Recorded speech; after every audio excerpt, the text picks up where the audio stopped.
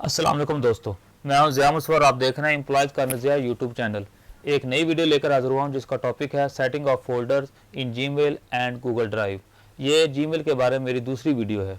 Gmail की पहली video के अंदर मैंने जीमेल का अकाउंट क्रिएट करना सिखाया था, उसे कैसे सिक्योर करना था। जीमेल के ज़रिए पिफरा का अकाउंट बनाया और पिफरा में जितने भी मसाइल थे वो आपके साथ शेयर किए। गूगल ड्राइव पर अपना डाटा ऑनलाइन कैसे सेव करना है और ख़ुद ब खुद ऑनलाइन सेव हो जाए और उसे डाउनलोड कैसे करना है। अगर आपने जीमेल की मेरी पहली वीडियो नहीं देखी तो उसका लिंक मैंने नीचे डिस्क्रिप्शन में दे दिया है, आप उसे वॉच कर सकते हैं। जीमेल की इस वीडियो के अंदर हम सीखेंगे कि फोल्डर की सेटिंग जो है जीमेल के अंदर और गूगल ड्राइव के अंदर कैसे करनी है। मेल सेटिंग कैसे करनी है कि हमारी जो मेल एक टॉपिक की मेल है फोल्डर के अंदर आ जाए, एक ही फोल्डर के अंदर इकट्ठी हो जाए, और अगर वो मेल आया करे तो वो इनबॉक्स स्किप करके एक फोल्डर के अंदर आ जाए।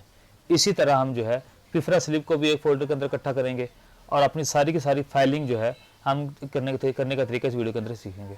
तो आइए हम अपनी वीडियो की तरफ चलते हैं। हमारे जीमेल के अंदर इनबॉक्स में बहुत सारी मेल आई होती हैं। हम ये चाहते हैं कि एक मखसूस मेल को एक मखसूस फोल्डर के अंदर रखें और जब भी कोई नई मेल आए इनबॉक्स में आने की बजाय वो मखसूस फोल्डर के अंदर आए। मिसाल के तौर पर हमारे एक डीडी पावर है और आपस के अंदर मेल का मरासला जारी रहता है। हम ये चाहते हैं कि उनकी तमाम मेल जो है वो इनबॉक्स से उठाई जाए और एक स्पेसिफिक फोल्डर बना दिया जाए, तमाम मेल उस फोल्डर के अंदर इकट्ठी हो जाए और जब नई मेल आए तो सिर्फ उसी फोल्डर के अंदर इनबॉक्स में ना आए, क्योंकि इनबॉक्स भरा हुआ होता है। जब मेल्स आती हैं तो पता नहीं चलता कौन सी मेल कहाँ पर गई, ऊपर गई, नीचे गई, स्पैम में गई या किस फोल्डर में गई। मिसाल के तौर पर हम उस डीडी पावर की एक मेल खोल लेते हैं। मिसाल दे रहा हूँ, ये माइक्रोसॉफ्ट की एक मेल है, तो आपने ये एड्रेस जो है इसे कॉपी कर लेना है। कॉपी करने के बाद ऊपर आप सर्च बार में जाएंगे और राइट साइड पे एक मेन्यू खोलेंगे। आप यहाँ जो फ्राम लिखा हुआ है, कर्सर है, ब्लिंक कर रही है, यहाँ पर आप ये जो वो मेल जो है यहाँ पर आप पेस्ट कर देंगे और नीचे एक बटन है क्रिएट फ़िल्टर का, यहाँ पर आप क्लिक करेंगे। सबसे पहले स्किप द इनबॉक्स कि ये मेल जो है आइंदा के बाद इस कंपनी की या इस मेल से जितनी भी मेल आएँ इस ईमेल एड्रेस से, तो वो इनबॉक्स में ना आए। और तीसरा ये ऑप्शन हम सेलेक्ट करेंगे कि हम एक स्पेसिफिक फ़ोल्डर के अंदर है। हम एक नया फ़ोल्डर क्रिएट कर लेते हैं, उसका कोई फ़र्ज़ी नाम दे देते हैं। मैं यहाँ पर एक फ़र्ज़ी नाम दे रहा हूँ,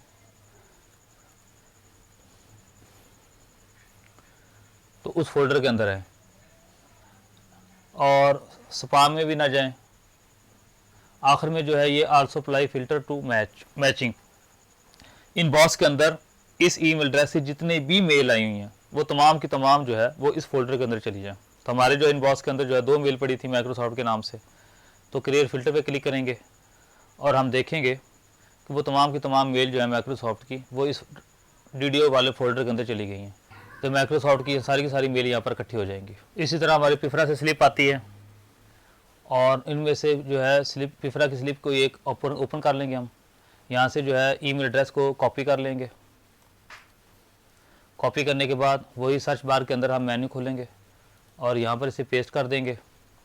नीचे क्रिएट फ़िल्टर पर क्लिक करेंगे, स्किप इनबॉक्स करेंगे कि आइंदा के बाद ये इनबॉक्स में ना जाए और एक नया यहाँ से फ़ोल्डर ले लेंगे। हम उसका हम नाम दे देंगे, पे स्लिप का नाम दे देंगे, हम क्रिएट कर लेंगे। तो लेफ़्ट साइड पे आप मेन्यू देखेंगे, यहाँ पर एक फ़ोल्डर होगा पे स्लिप का और यहाँ पे स्लिप पे क्लिक करेंगे, तमाम की तमाम स्लिप्स इस फोल्डर के अंदर आ जाएंगी। और नेक्स्ट टाइम भी कोई भी जो है स्लिप आएगी वो डायरेक्ट पे स्लिप वाले फोल्डर के अंदर आएगी, इनबॉक्स में नहीं आएगी। जिस तरह हम अपने इदारे के अंदर अपने डॉक्यूमेंट्स को एक तरतीब से रखते हैं, फाइलिंग करके रखते हैं, फोल्डर में रखते हैं, अलमारी में रखते हैं, इसी तरह गूगल ड्राइव के अंदर भी आप फोल्डर बना के अपने मुख्तलिफ डॉक्यूमेंट्स को अलग अलग रखें ताकि वो दोबारा आपको आसानी के साथ मिल जाएँ।